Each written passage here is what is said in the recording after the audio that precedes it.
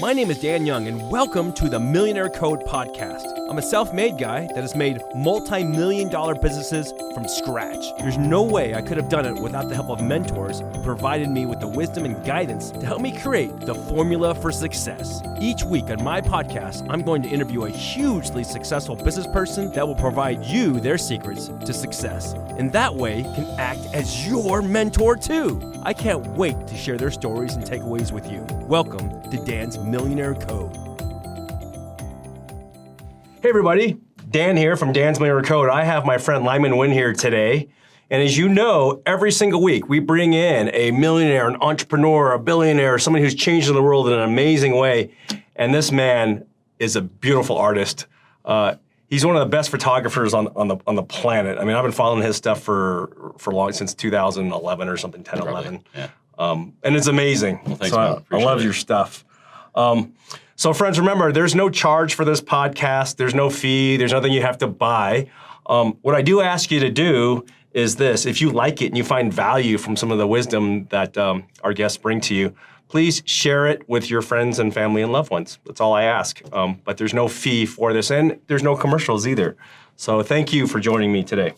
So I'm going to give you a quick summary here of Lyman. Today's guest is my friend Lyman Winn, one of the best photographers on the planet. In 2010, he quit his 9-to-5 grind to pursue his passion in photography to form L1quid Studios. Yep. Originally known for his work in fitness photography, you guys have probably seen that all over Instagram if you're here in Utah. Just about every super muscular or good-looking person has done a photo shoot with this man. It's true. In fact, if you saw a Drew Manning, Fit to Fat to Fit Drew, in fact, you guys just did a shoot yesterday night, right? Yep. You'll see his new stuff there. But he does work for awesome clients like Coca Cola, Vida Tequila, Glock and NBC. His work's been published in over 50 big magazines. In addition to running L1quid Studios, he mentors and teaches photographers how to improve their work with lighting and editing workshops as well. So Lyman, man, tell me how you got into this and got so famous, man. It's like I see your stuff literally. I don't know about famous. I would say infamous. Maybe infamous. I don't know about famous. But, it's kind of a funny thing. I got divorced 12 years ago. And at the time, I was a finance manager at a car dealership. And I kind of hated my life, to be honest with you. I was working a million hours. And, I got divorced. It was super awkward around girls, like getting back into the dating scene again. And so my buddy said, well, you have a nice camera. He goes, you should take pictures of the girls. Girls love their picture being taken. Oh, yeah. So you're like the most eligible bachelor in Utah. It's either you or... I don't know about that. You know Jimmy Rex? Yeah, I know he Jimmy. was on here like, you guys should have a houseboat, entourage. Well, that was us that almost sunk the houseboat. Oh, you were on that? That was me and Jimmy. I knew. I'm the guy I'm holding the door shut. That's on that video that went viral. Yeah, so it's kind of funny. Yeah, it's kind of funny, hilarious time. But so I actually started, I really didn't know anything about photography. I'd never taken any classes or anything like that. I'd bought what I thought was a nice camera off eBay back in the day. And kind of as creepy as it sounds, I used it as a way to meet girls in the beginning because I was so awkward around girls. And then soon after I realized I'm actually pretty decent at this. And for, 4 or 5 years, it was just a hobby. And then, about 8 years ago, I just said, I'm going to try to do this full time. And first couple of years was a bit of a grind for sure. I left the corporate world. I was regional sales manager for Comcast Cable at the time. And so I had a great 6-figure job that was pretty cush and easy, but left it to pursue something that I was excited about and I really wanted to do. And I remember my mom was like, what the hell are you doing? You have a college education, you're doing all this and you're going to be a photographer. Do they even make any money? After a few years, it really super picked up. I got incredibly lucky to, meet some really influential people in the marketing world and the photography world and, had some incredible mentors myself. And, it's been a crazy, wild ride and here we are. That's crazy. Looking at some of your work, it looks very distinctive. It doesn't, there's a lot of people that take a lot of pictures out there, but you can tell it's your work. Yeah. Yeah, so about 3 years ago, I stopped. I don't really watermark my stuff anymore. I used to do it for branding purposes, right? So if people saw it, they say, oh, that's L1quid Studios, that's Lyman with L1quid Studios. Well, now I don't do it because most people can tell, I have a very, definitely something that's a little different than everybody is when it comes to editing style. So most people can recognize my picture without knowing, without a watermark or anything like that. So yeah, I stopped doing that because, I feel like I'm a little bit different than everybody else out there. You know, what's interesting is your photography skills are like super Jedi, but your post-processing skills are massively super Jedi. I mean, like just looking at your pictures, usually you can point out like, oh, look, he totally messed up that, or oh, he got this off, or this reflection was off. How much time does it take you to like, you know, edit a photo to get it looking like Coca Cola's magazine cover? Yeah, so, you know, the thing that I always, you know, I taught a workshop yesterday and, you know, with a bunch of photographers, and my whole thing is, yes, why post-processing is super important, and I definitely spend a lot of time in post-processing. For me, the biggest thing is teaching people how to get it right in camera first. And you'd be surprised how much of the detail and the work that I do is actually done in camera. You know, I don't spend a ton of time in post making images look great. You know, yesterday at this workshop, you know, I ended up pumping out about 10 really high quality images in about an hour and a half when I was home editing after the workshop. Wow. So, you know, you were up late, man, huh? I was. I'm weird like that, man. I have to like actually look at the work. Everything I shot that day, I have to come home and look at, and I have to edit a little bit at least the same night. It's kind of like an OCD thing with me. But nice. Yeah, like. I mean, that being said, there's certain times that I have spent massive amounts of time in post to make sure, you know, I've had bigger clients. I think you and I talked once. I shot the Cardones last year, and, you know, I was super nervous about shooting these billionaires and really nice people. And so, you know, not that they need a lot of Photoshop work, but like I spent a mass amount of time editing their photos because I wanted them to be perfect for them because they're such a big name and everything. Oh, yeah. Yeah. I saw some of those. They turned out pretty good, right? Yeah, for sure. Pretty killer. So some of your favorite clients, Cardones, right, were awesome? Cardones were cool, yeah. Incredible place, man. So tell me about Coca Cola and Glock, like those are like big, kind of NBC. Yeah. How did you land those deals, man? So I mean, a lot of them honestly were just by chance and being in the right place at the right time. When it came to Glock, I happened to meet the guy from the advertising agency that does all their work.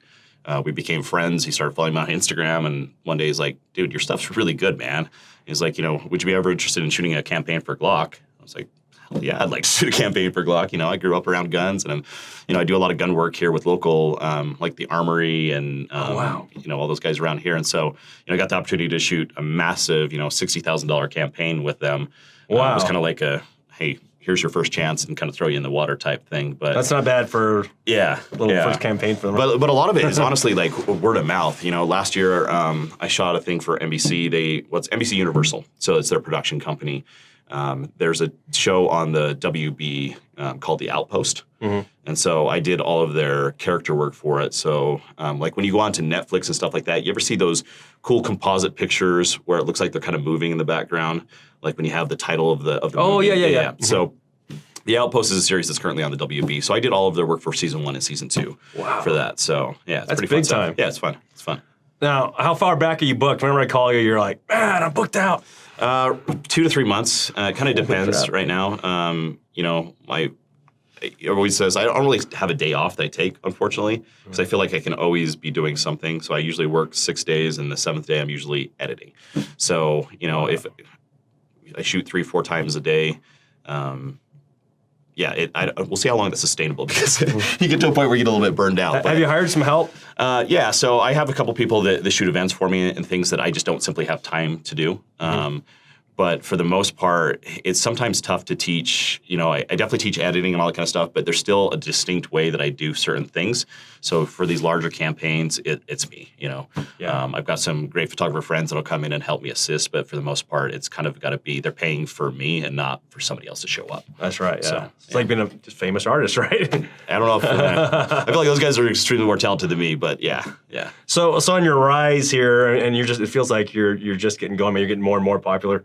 What's been the biggest obstacle, biggest war story you've had, you know, your biggest challenge that was like, whoa? I think that, you know, I think more than anything, it's learning to value myself and learning to value my work. You know, I remember the days when I was scared to ask somebody for $100, like to say, you know, how much do you charge? Like $100, would that be okay? You know?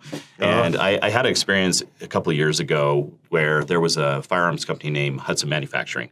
And they were brand new manufacturer out of Texas, and the guy that was running their marketing had hired me to do some behind the scenes for a big commercial that they were filming. And we went to dinner, and he was talking about, he said, you know, I want to bring you to Vegas to shoot some stuff for us. You know, what's your day rate? And I think I hit him at like I think I had like $1,000 or something like that for the day. And he looked at me, he says, I'm not going to pay you that. And I thought, I was like, well, I mean, like, what would you be willing to pay me? And he's like, dude, I'm going to pay you 5 times that. He goes, you're worth that. Whoa. And you know, kind of from there, and super great guy named Chris, who just kind of taught me, look, like what you're doing has value, and stop cheapening it by not thinking that what you're doing is worth the money you're doing. So, you know, that was kind of a pivotal role for me in saying, okay, you know, I'm going to start asking people for a whole lot more money. And my biggest fear was, oh my gosh, so people are going to stop calling me. Like, I'm not going to have any work. I'm going to have to go back to like shooting family portraits or, you know what I mean? Like that kind of stuff. And, you know, that's really when my business exploded a couple of years ago, was suddenly when, you know, hey, I went to a different clientele. I stopped, you know, eating at McDonald's, and suddenly I'm eating at Ruth's Chris suddenly, you know, like as far as just not to say actually doing that, but, you know, working with those type of clients. That's cool. So, yeah, I think just finding value in what you do, and being confident in what you do, and realizing that, hey, I can do anything that any of these big, you know, marketing photographers are doing. And you know, really, I just got lucky in meeting some incredible people to help me along my journey, for sure. So you're booked out now months sometimes, right? Like, and you raised your rate. Yeah. You didn't have to raise your rates again. There's only one of you. Yeah, I mean, the whole idea, I think, eventually with this is, you know, I've gotten into more of the mentoring and the teaching side of things. And, you know, my hope is that I'm able to really help other photographers kind of get to that same level, help them build their portfolios and to attract bigger clients. You know, Utah, we have some incredible photographers here. Like, oh, yeah. I mean, not even just professionals. We have some incredible amateur guys who are, you know, not necessarily doing it as their full-time living, but just have incredible skills. There was, you know, one of the biggest mentors for me when I started photography is a guy named Jeremy Hall. Jeremy is never been a professional photographer in the sense that he's been full-time, but he's always done it as kind of a hobby, makes money doing it. Incredibly talented guy. Incredibly talented guy.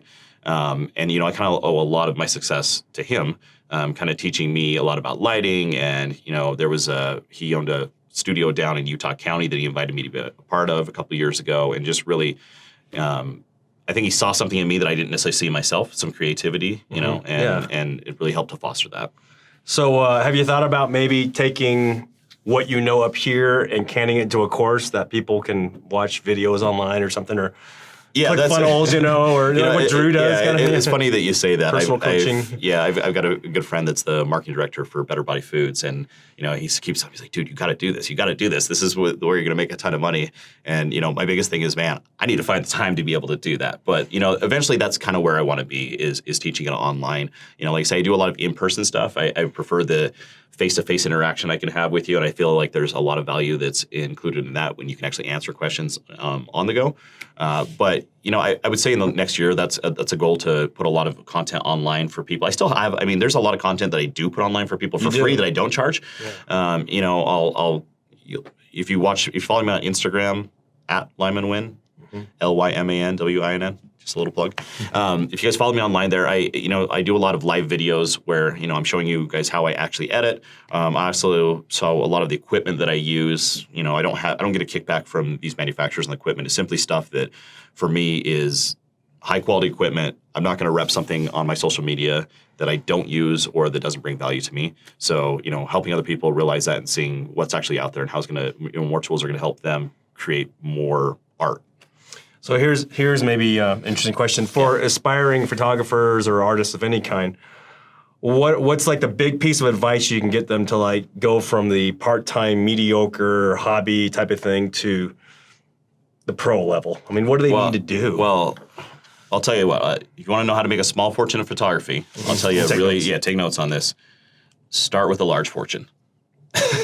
Start with a large fortune. What does that mean? No, it means that it is an expensive hobby to start out with, right? Okay. So, you know, gear can cost, at this point, I probably have $150,000 worth of just camera gear. And, you know, I don't do video. I just do stills.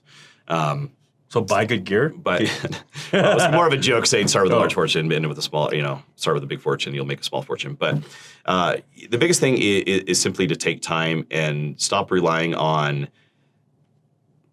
your own, kind of breaking out of your own bubble. we get so caught up and think I can't do this. I can only do this. Yesterday when I was teaching a course, I had a couple of people in there that had taken another photo course from kind of an academy here in Utah, and they said, well, in this academy, they told me that I should only focus on one style of photography, and I should really just focus on that. And I said, well, I completely disagree because, if you do that, you're going to end up marketing yourself right out of the photography world because trends change. The photographers that you see 20 years ago, there's very few of those guys that are still around in the game because people don't evolve with the times. Yeah. So my style has evolved tremendously over the years. That looks way different. Yeah, very, very different than it did in the beginning. And so investing in actual workshops, quality workshops, finding a mentor, somebody that can actually teach you not only the technical side of photography, but also the business side of photography, I think is huge. Because all these people want to do, everybody says, I want to become a commercial photographer. I want to be a commercial photographer because you may make tons of money. Well, the problem is, how do you become a commercial photographer? You've got to be able to attract clients, right? Right. And there's some incredible photographers here in Utah that have done there. I don't know if you're familiar with a guy named Josh Rossi.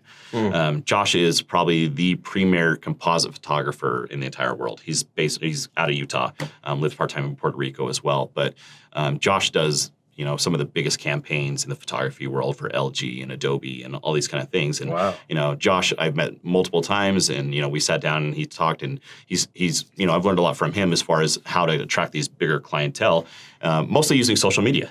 Social media is such a great tool, and most of my big clients honestly have come from social media. Social media. Mm-hmm. Wow. Yeah. That's pretty cool.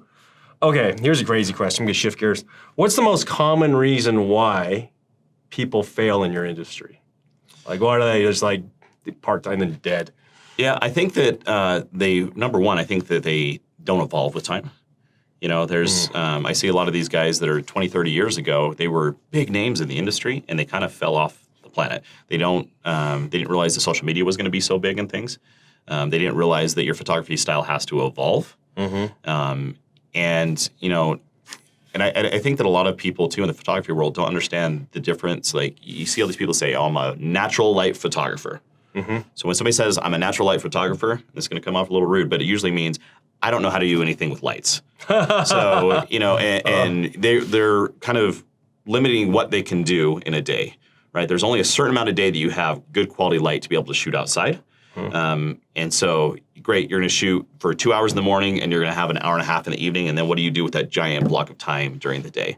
Yeah. So, I'm known as what's called a strobist, so I use strobes or big flashes for everything, even when I'm shooting outside. So no matter what the time of day is, I feel confident that I can shoot. So it extends the hours of operation for me.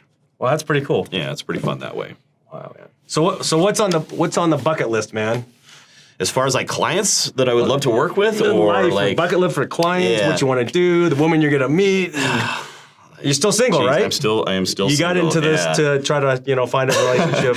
And 12 years later, it hasn't worked very well, huh? I think the bucket list is to eventually, create a brand that allows photographers to grow. As much as I love shooting the ad campaigns and I love being a part of that, and there's nothing cooler than opening up a magazine or going to a giant trade show and seeing 60-foot photos that you took at trade shows.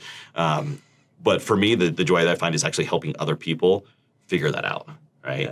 Yeah. Me too, man. Yeah. So that's, for me, I really hope to create something that teaches people, so they can kind of follow, not necessarily in my footsteps, but create their own footsteps going forward.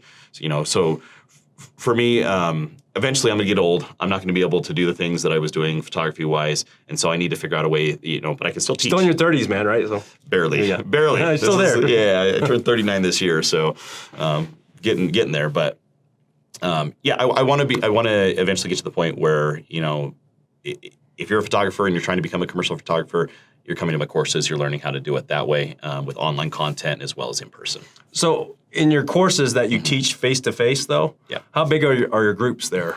We try to limit them to between 10 and 15 people. It's pretty exclusive, then. Yeah, and the reason being is we want kind of one-on-one interaction within those. Do you train them? Yeah, I do. Wow. Yeah. So the workshop I did yesterday was me, and I had a former business partner named Cliff Gull, amazing photographer, wealth of knowledge.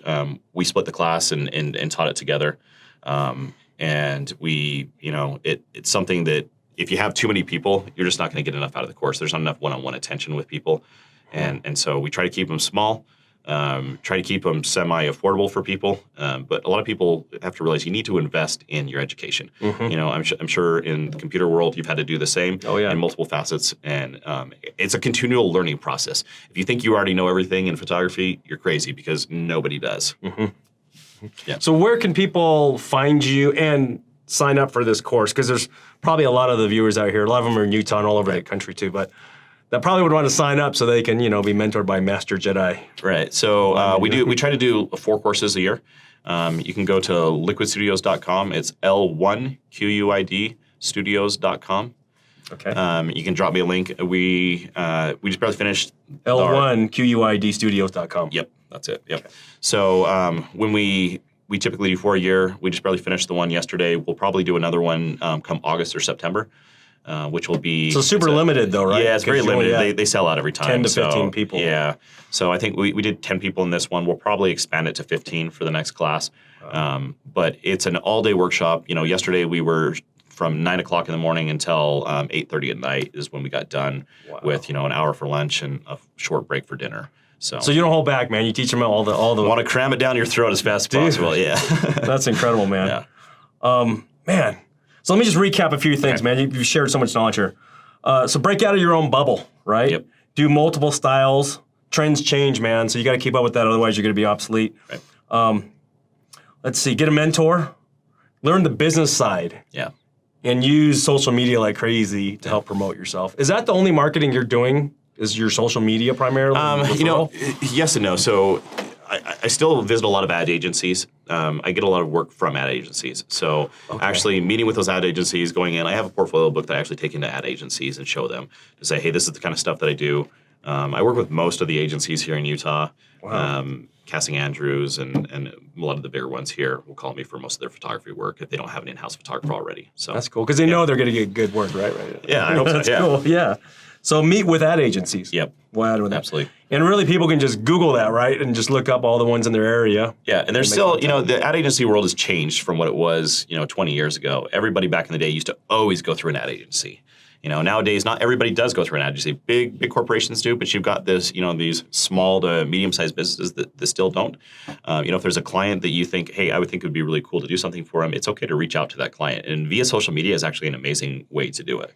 So I've had in the past. That's how I reach out to you, man. Yeah, I'm like, hey, bro. Yeah, exactly. Yeah. So, you know, and you know as well as I do, you have to be pretty proactive on social media. I see a direct correlation on, you know, how much I post and how much, you know, work I get. Whether it's, you know, where it's commercial work or it's just somebody that wants to get fitness done, you know, for a portfolio or something like that. You know, there's a big difference on that, and also being willing to share the knowledge that you have for free sometimes.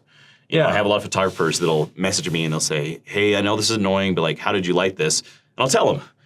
And they're like, wow, like most people don't want to tell you this thing. I said, you know, here's the thing. I can tell you how to do it, but the chances of you being able to do it exactly like me are slim to none because it takes time to kind of hone those in. Yeah. But being willing to share that information for free and because if people didn't share that information with me, I wouldn't be where I was today.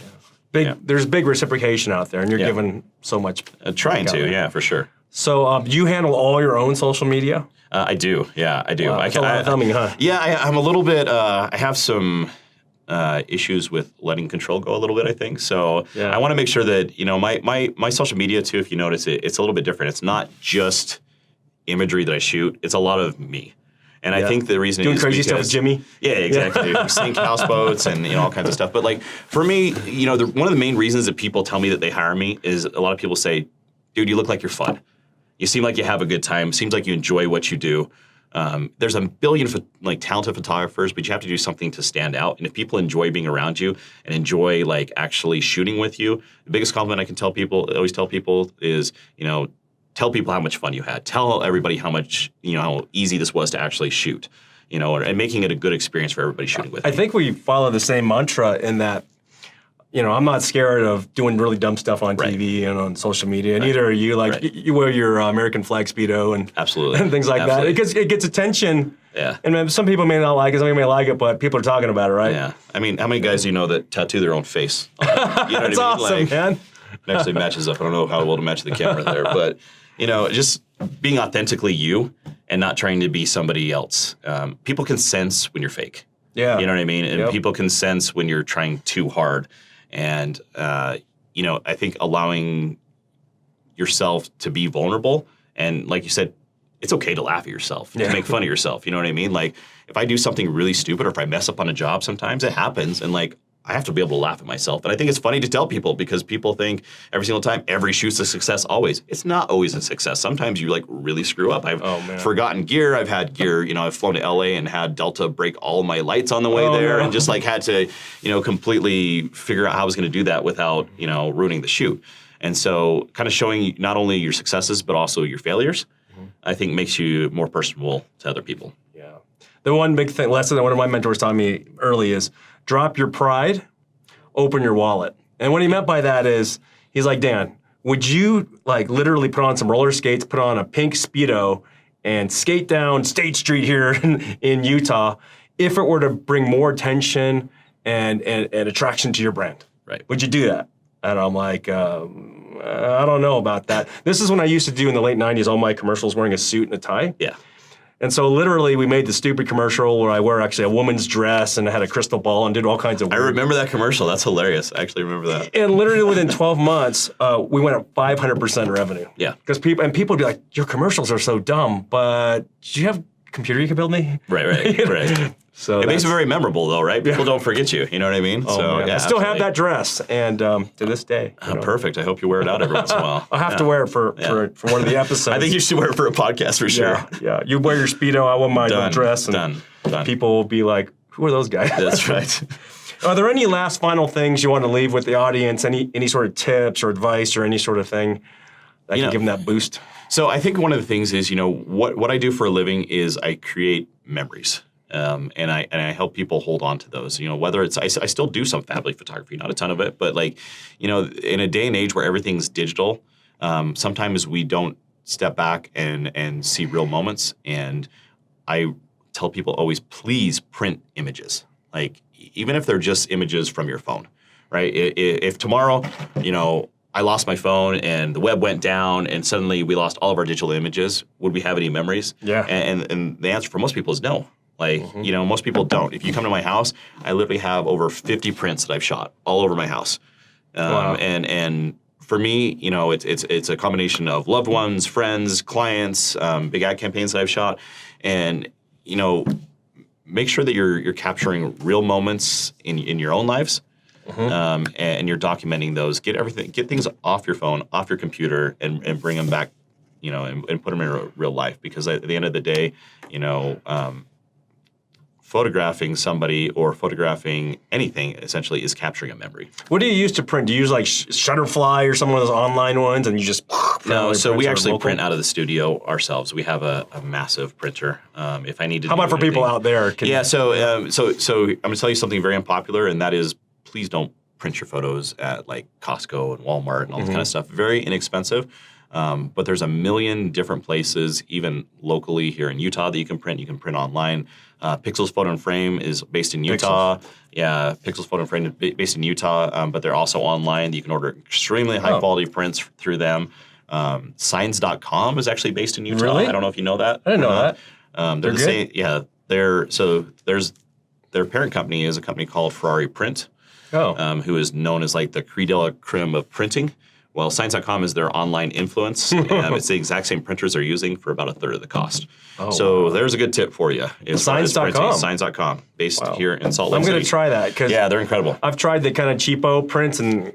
it's a big difference when you get and the difference is they use a different color gamut. They use, when you go to Walmart or Costco, they use a printer that basically is 4 colors that they mix together and go throughout. When you go to a professional printer, you have between 16 and 32 individual colors that they mix instead of 4. Wow. So your pictures don't come back looking like you're green like the Incredible Hulk. So, that's important. Yeah, for sure. So Lyman, I thank you for joining me today. Thanks for having me, Dan. Guys, remember, L1quid Studios.com. You can follow him there. Also, if you just look for Lyman Winn, right? You'll see just that. Instagram, Lyman Winn, or Google me, Lyman Winn. There's not very many of us out there, so I have a pretty unique name when it comes to that. He's pretty responsive, man. I messaged him and blam, he's back at me. Try to get back to you as soon as possible, for sure. That was awesome.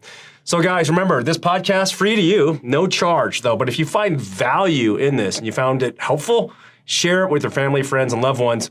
One thing I do ask though is if you like it, if you could rate it a 5-star, write a little review that you like it, that would really help us quite a bit to get the word out there. So thank you, Lyman, for joining Dan's Millionaire Code. Thank you. Rock on, dude. Thanks, brother. Yeah. Okay, see ya.